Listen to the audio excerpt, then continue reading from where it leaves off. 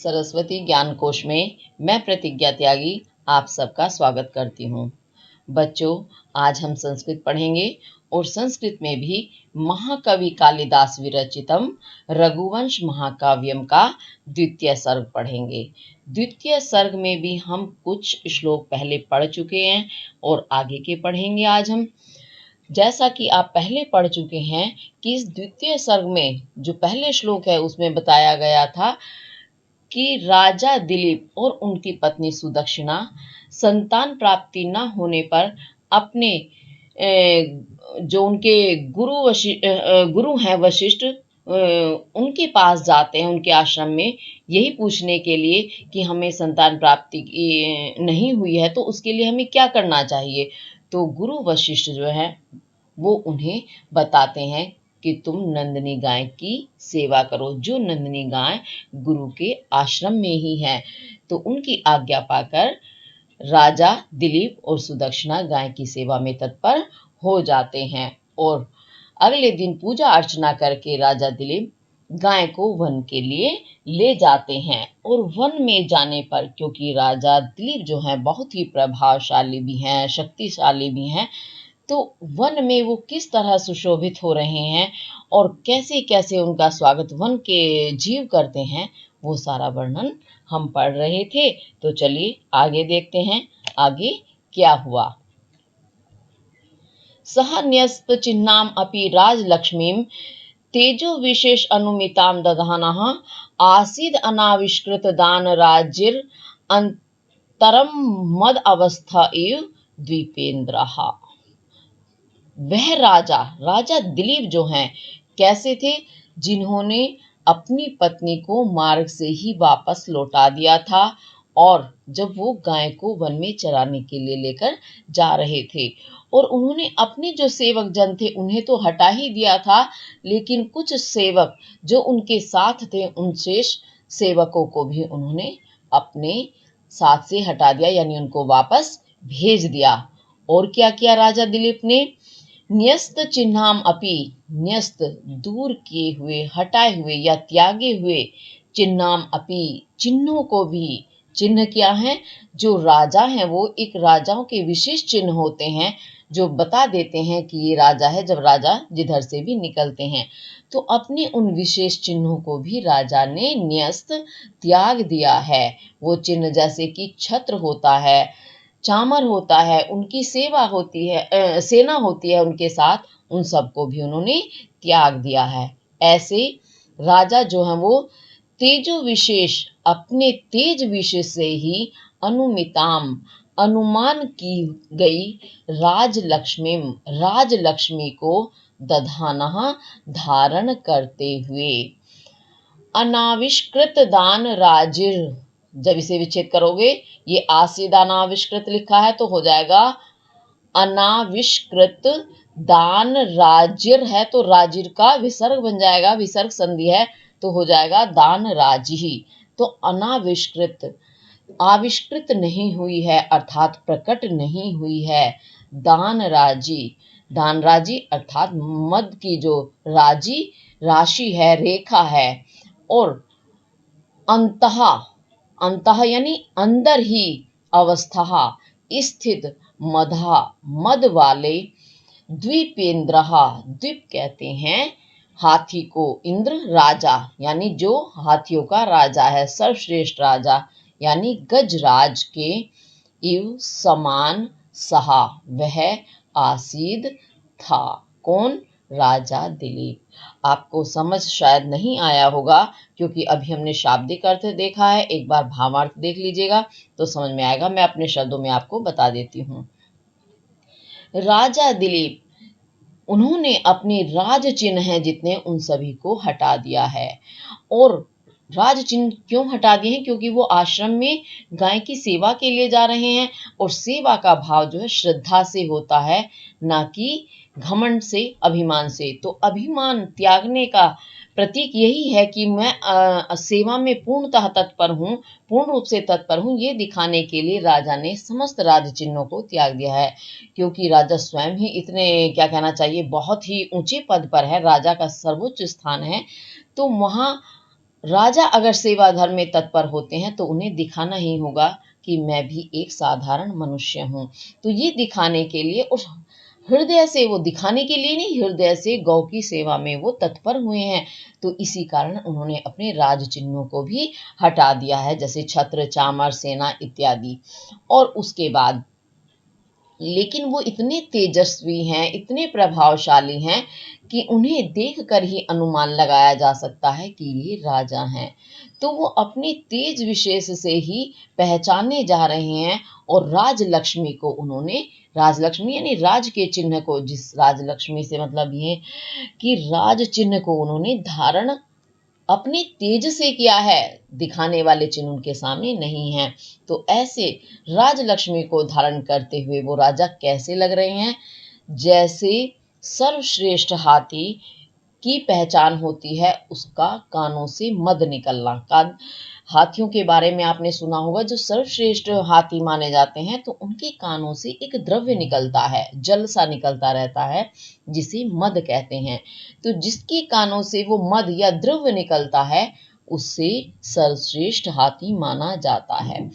तो इसमें बताया गया है कि हाथी के कानों के अंदर ही वो द्रव्य विद्यमान है, बाहर प्रकट नहीं हुआ है। जैसे राजा के अंदर तेज है लेकिन उन्होंने उसे सामने प्रकट नहीं किया है, तो ऐसे ही उसे श्रेष्ठ हाथी के समान वो राजा उस समय सुशोभित हो रहे थे।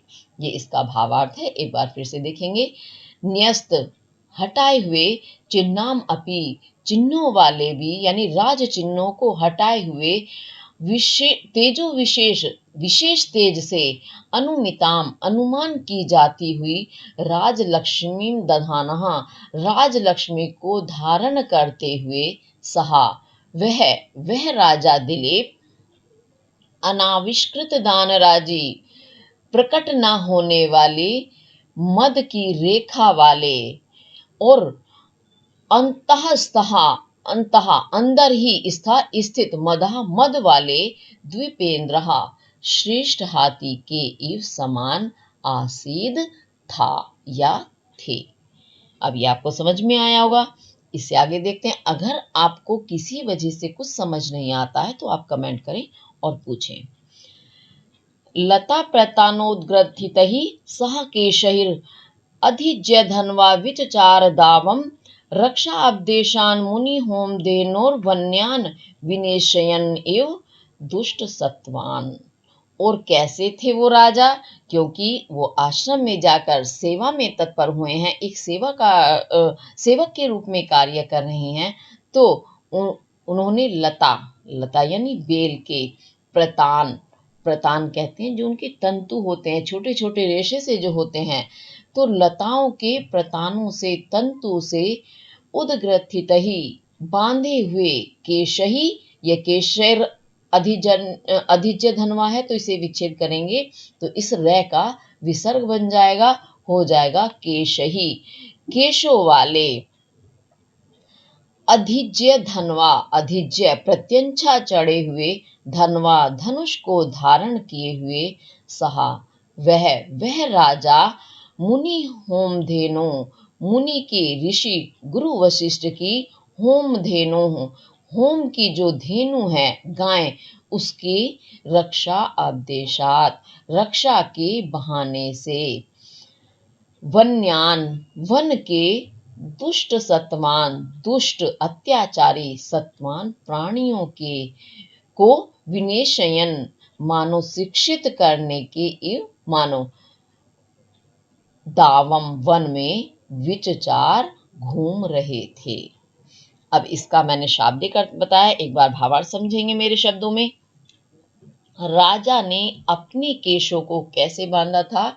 जो लताओं के तंतु होते हैं, बेलों के तंतु, आपने कभी बेल देखी होंगी तो देखा होगा बारीक बारीक उसमें जटाएं सी लटकी रहती हैं, तो उन जटाओं से अपने बालों को बांध लिया था कसकर, और धनुष उन्होंने धारण किया हुआ था। सारे राज्य चिन्ह हटा दिए लेकिन गाय की रक्षा के लिए उन्होंने धनुष को अपने साथ ही रखा, धनुष धारण किए रहे। और धनुष भी कैसा है? जिसकी प्रत्यंचा चढ़ी हुई है। तो वो राजा धनुष को लेकर मुनि की जो गाय है नंदिनी, नंदिनी की रक्षा के बहाने से क्या कर रहे थे, वन में घूम रहे थे। तो वन में घूमते हुए क्या कर रहे थे, जो वहां के दुष्ट जीव हैं, हिंसक जीव हैं, जो अपने से दुर्बल जीवों को सताते हैं, जैसे ये वन्य जीव होते हैं जंगली, सिंह, व्याघ आदि, तो ये क्या करते हैं, छोटे छोटे जीवों को सताते हैं। तो मानो वो उन्हें वहां शिक्षित कर रहे थे गाय की रक्षा के बहाने से। धनुष उनके साथ था, यानी जब वो देखते थे कि बड़े जीव किसी छोटे जीव को सता रहे हैं तो वो उनकी रक्षा करते थे, बचाव करते थे और उन्हें कुछ दंड भी दे देते थे। मान लिया छोटी मोटा आघात पहुंचा दिया जिससे कि वे अपने से छोटे जंतुओं को ना सताएं। तो इसलिए ऐसा लगता था वो गाय के बहाने से उन वन के जीवों को शिक्षित करने के लिए आए हैं। अब एक बार फिर से देखेंगे। लता प्रतान, लताओं के प्रतानों से, तंतुओं से उद्ग्रथित ही बांधे हुए केशही, केशों वाले अधिज्य धनवा, अधिज्य प्रत्यंचा चढ़े हुए धनवा, धनुष को धारण किए हुए सहा वह राजा, कौन राजा, राजा दिलीप। मुनि होम धेनु हो, मुनि की होम की जो धेनु है, होम धेनु क्यों कहा है, क्योंकि ऋषि आश्रम में रहते हैं, वहां वे यज्ञ हवन का कार्य करते हैं। तो यज्ञ करने के लिए किस चीज की आवश्यकता होती है, दूध, दही, घी इत्यादि की। तो वो सारी वस्तुएं उन्हें कहाँ से प्राप्त होती हैं, नंदिनी गाय के दूध से।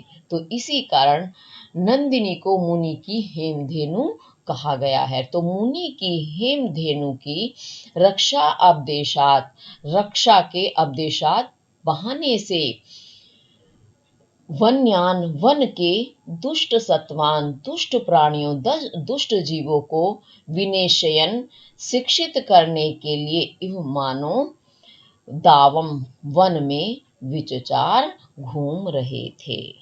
अब मुझे उम्मीद है आपको समझ में आया होगा। अगर नहीं आता है तो कमेंट करें और पूछें। अब आगे बढ़ते हैं। विसृष्ट पार्श्व अनुचरस्य तस्य पार्श्वद्रुमः पाशभृता समस्य उदीर्यमासुर इव उन्मदानाम आलोक शब्दम वैसाम विरावही। बड़ा ही सुंदर प्रकृति वर्णन कालिदास जी ने अपने इस रघुवंश महाकाव्य में किया है।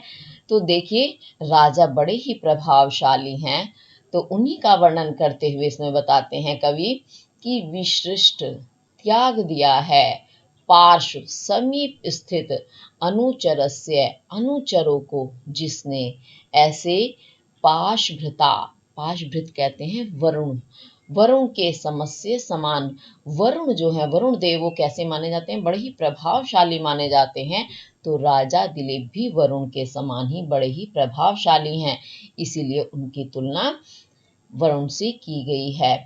तो पाशभृता समस्य, वरुण के समान, कैसे, प्रभावशाली, और तस्य, उनका, उसके पार्श्व द्रुमहा, पार्श्व समीप में स्थित द्रुमहा, वृक्षों ने, उन्मदानाम, अब ये आप विच्छेद करेंगे, उदीर या मासुहु, रा का विसर्ग बन जाएगा, विसर्ग संधि है, तो उदीर या मासुहु इव उन्मदा नाम बन जाएगा।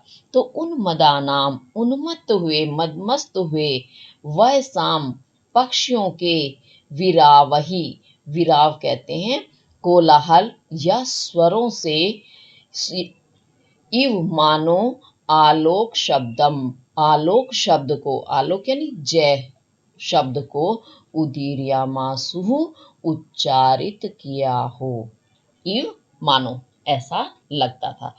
तो ये आप जो शाब्दिक अर्थ देख रहे थे, अब मैं थोड़ा सा भावार्थ बता देती हूँ। राजा दिलीप कैसे हैं, जिन्होंने अपने अनुचर अर्थात सेवकों को अपने से दूर कर दिया है।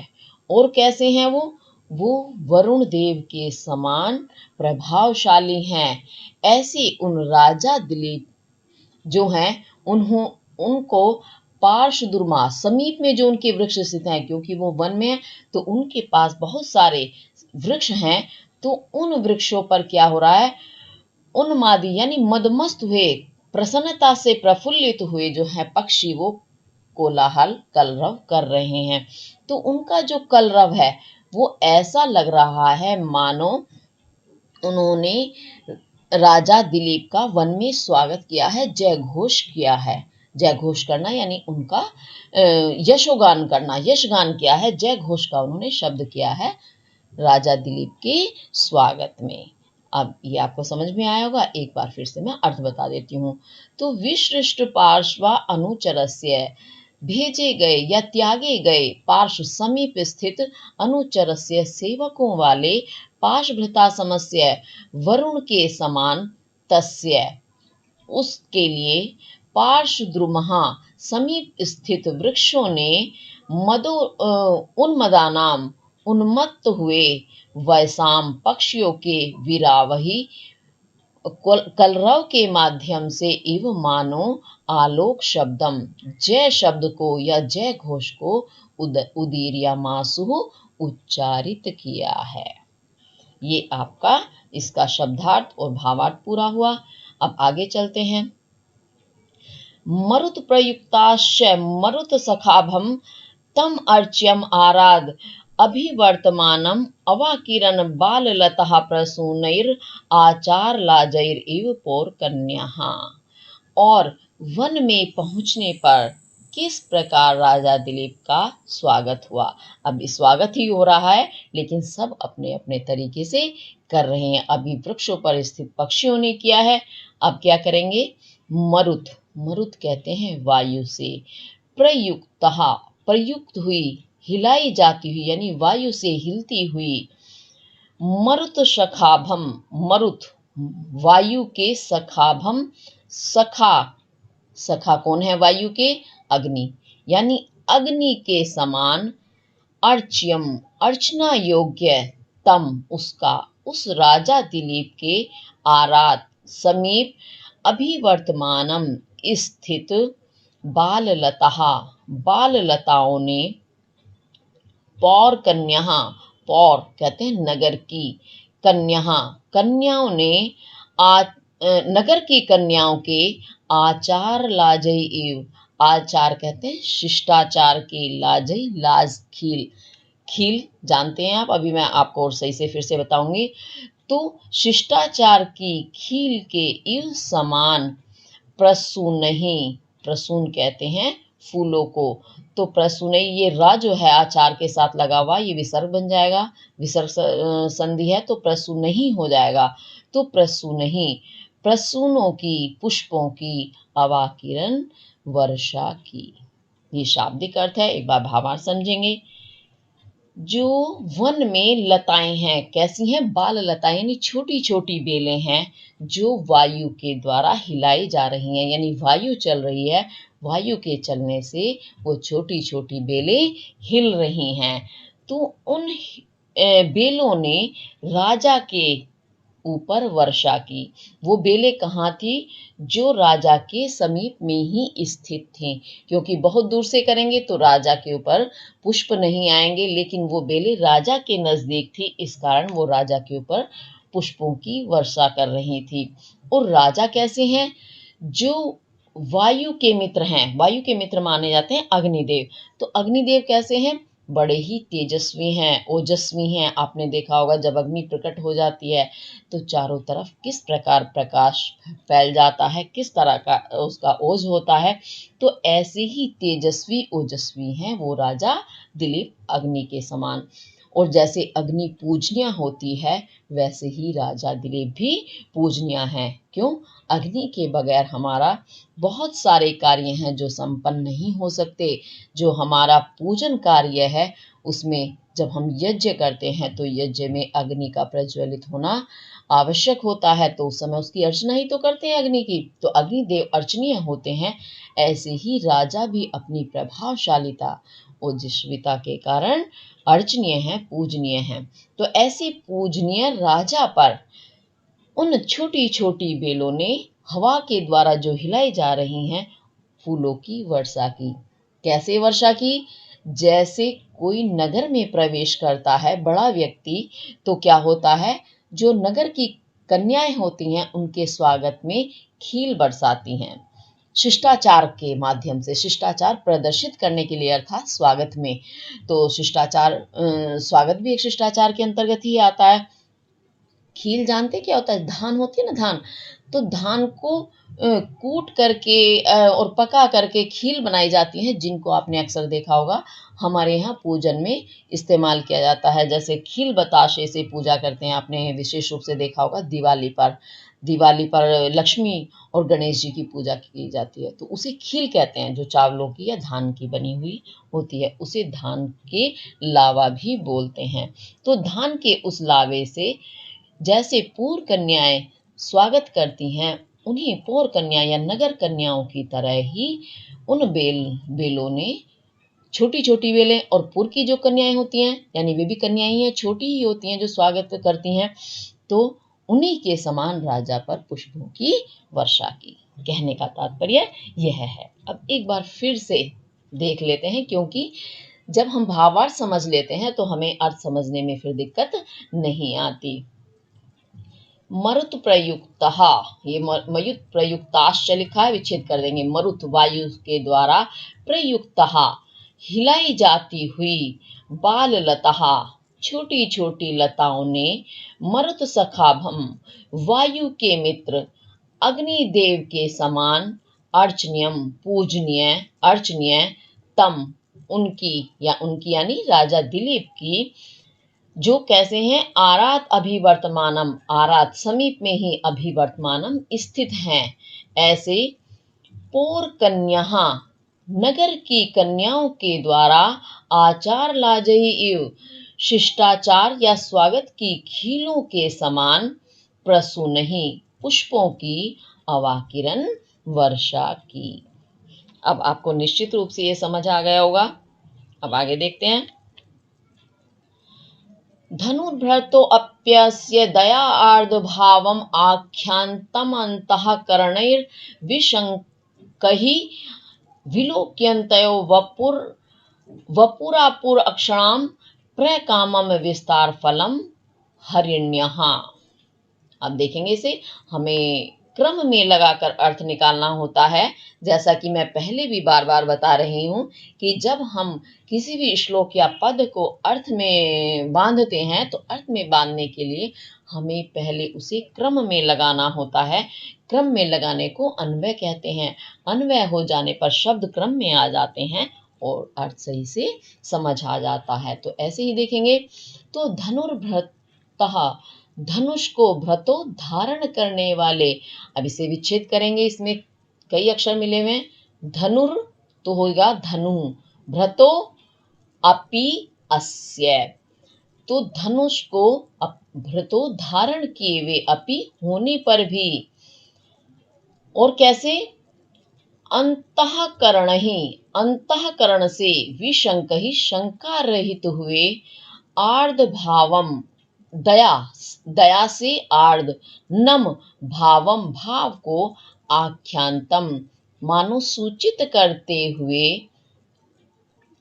हरिण्य ही हरिणियों ने, अक्षणाम आंख नहीं, पहले वपु लेंगे, वपुहु शरीर को, अवलोक्यन्त्यो देखते हुए, अक्षणाम आंखों के, प्रकामम बहुत अधिक, विस्तारम विस्तार के, फलम फल को। अब ये विच्छेद करेंगे। आपुर अक्षणाम, तो वपुहु जमा आपुहु जमा अक्षणाम हो जाएगा, तो आपुहु प्राप्त किया। अब ये आपको समझ नहीं आया होगा, एक बार मैं अपने शब्दों में बता देती हूं। राजा दिलीप ने धनुष धारण किया हुआ है, ये आपको पता है। धनुष धारण करने पर क्या होगा? धनुष को देखते ही जो दूसरे जीव हैं वो डर जाएंगे, दूर दूर भाग जाएंगे। क्यों? उन्हें डर लगेगा। हमारे सामने भी अगर कोई हथियारबंद व्यक्ति सामने आ जाए तो हम भी तो डर जाएंगे कि कहीं ऐसा ना हो ये हम पर प्रहार कर दे। और हम तो एक बार को अपना बचाव भी कर सकते हैं, लेकिन वन्य जीवों के पास बचाव का कोई रास्ता नहीं होता। तो निश्चित रूप से किसी धारी व्यक्ति को देखेंगे तो डरना स्वाभाविक है। तो राजा दिलीप ने हथियार धनुष धारण किया हुआ है, उसके बावजूद भी अपने हृदय से शंका रहित होकर उसके अंदर दया भाव है, ये जान लिया। किसने? हिरण्यों ने। हिरण्या जान गई कि भले ही इन्होंने धनुष धारण किया है, लेकिन इनका हृदय जो कैसा है, दया से युक्त है, दयालु है। और ये उन्होंने ऐसा सूचित किया, कैसे? व्यक्ति के हाव भाव से हम समझ जाते हैं। तो उन्होंने देखा कि हमें इस व्यक्ति से कोई खतरा नहीं है।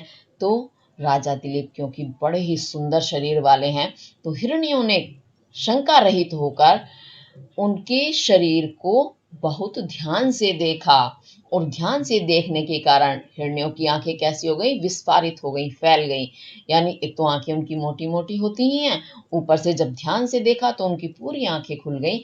तो उन्होंने जो आंखों को फैलाने का जो फल था, उसे पूरी तरह से प्राप्त किया। फल क्या था? राजा की सुंदरता का दर्शन करना। यानी उन्होंने राजा को खोल के अच्छे से हृदय से पूरी आंखें खोल के शंका रहित होकर देखा, तो उन्होंने अपनी आंखों को पूर्ण आनंद दे दिया। जैसे कोई सुंदर चीज होती है तो हमारा मन करता है हम उसे ध्यान से देखते हैं, बहुत देर तक देखते हैं। तो ऐसे ही उन हिरण्यों ने राजा के शरीर की सुंदरता को अपनी आंखों से पान किया, या अच्छे से निहारा, निडर होकर के। निडर भी कैसे हुए? देखो, धनुषधारी होने के बाद भी वो निडर हो गई राजा से। यानी इंसान के हाव भाव बता देते हैं कि उसके अंतःकरण में या हृदय में क्या स्थित है, ये इसमें बताया गया। और देखो वो जीव कैसे हैं हिरण, कि बिल्कुल भी किसी भी बोली भाषा को नहीं समझते हैं, लेकिन वो भाव को समझते हैं। अब देखेंगे इसे, धनुर्भृतो अपि, धनुष को धारण किए हुए भी विशंकहि, शंका रहित हुए, अंतःकरण से यानी हृदय से, दया आर्द भावम, दया से आर्द नम हुए, गीले हुए, भावम भाव को यानी दया से परिपूर्ण हृदय को, आख्यांतम कहते हुए यानी सूचित करते हुए, उन्होंने वपुहु शरीर को, विलोक्यन्तयो देखते हुए, हरिणियों ने, प्रकामम बहुत अधिक विस्तार फलम, बहुत अधिक विस्तार के फल को, किसके? अक्षणाम, आंखों के बहुत अधिक विस्तार के फल को आपुहु प्राप्त किया। अब आपको निश्चित रूप से समझ आ गया होगा। अब आगे देखते हैं, आगे क्या हुआ। सब अपने अपने तरीके से राजा का स्वागत कर रहे हैं।